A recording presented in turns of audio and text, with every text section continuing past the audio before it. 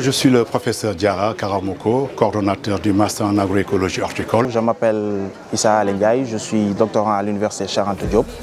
Je suis au niveau de la faculté des sciences et du département de biologie animale. Je m'appelle Ibrahim Sek, je suis ingénieur de conception en génie civil.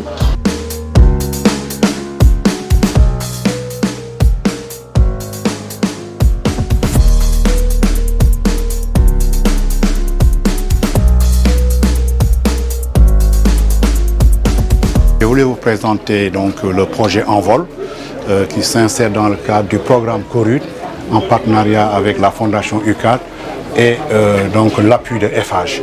En fait, c'est un projet pilote qui s'appelle Gestion écologique et durable des déchets ménagers végétaux par lombricompostage, dont les objectifs étaient de mettre en place une plateforme de compostage, de lombricompostage de déchets verts, et puis de valoriser les lombricomposts de déchets verts et puis capitaliser les résultats de recherche sur le compostage et de lombricompostage.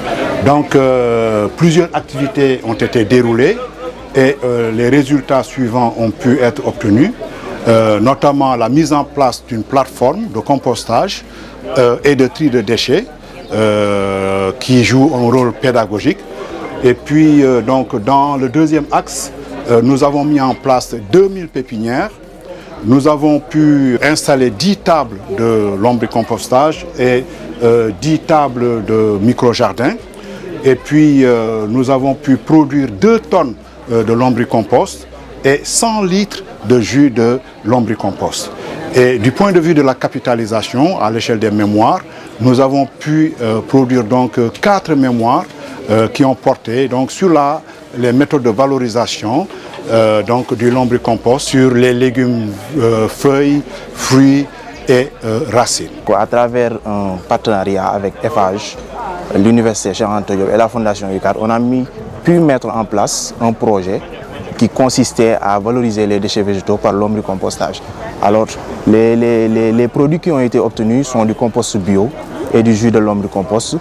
Donc ces produits-là vont être utilisés en agriculture urbaine, c'est-à-dire les cultures hors sol, comme vous pouvez le voir ici, avec nos tables, avec les différentes spéculations. Donc ces micro-jardins-là, utilisés en un moment des intrants chimiques. Donc on a proposé comme alternative d'utiliser des trucs bio. L'essentiel de ce projet pourrait nous permettre donc de mettre en place des startups, c'est-à-dire des startups sur la production de compost, sur la production de pépinières, sur la production de jus de lombricompost, entre autres. Ce projet consistait à trouver une façon de valoriser le phosphogypse, qui est un déchet industriel produit par les ICS. En prenant ce matériau, on a réussi à en faire du plâtre qu'on peut valoriser dans les bâtiments. On en a fait également des briques de construction qu'on peut également utiliser pour construire des bâtiments. Tout comme on a fait pour le phosphogypse, on a également utilisé la marne qui est présente à Diamniadio pour en faire des briques de construction et des briques thermiques que l'on peut valoriser au niveau des bâtiments. Tous ces résultats sont issus des recherches faites par des étudiants de l'École supérieure polytechnique. Voici le résultat de toutes les recherches effectuées par les étudiants. Donc je lance un appel à l'UCG de mettre en place des collaborations parce qu'eux ils sont chargés vraiment de récupérer tout ce qui est déchets, alors que nous pouvons donc offrir des alternatives, c'est-à-dire comment valoriser ces déchets, comment les utiliser pour faire du compost. Donc je pense que l'UCG pourrait être une structure qui serait la bienvenue. Le ministère de l'Environnement, toutes ces structures-là qui s'activent au niveau de l'environnement, tout ce qui est la valorisation des déchets, C'est un appel général que je lance comme ça pour dire qu'il y a des choses à faire, il y a des partenariats à faire.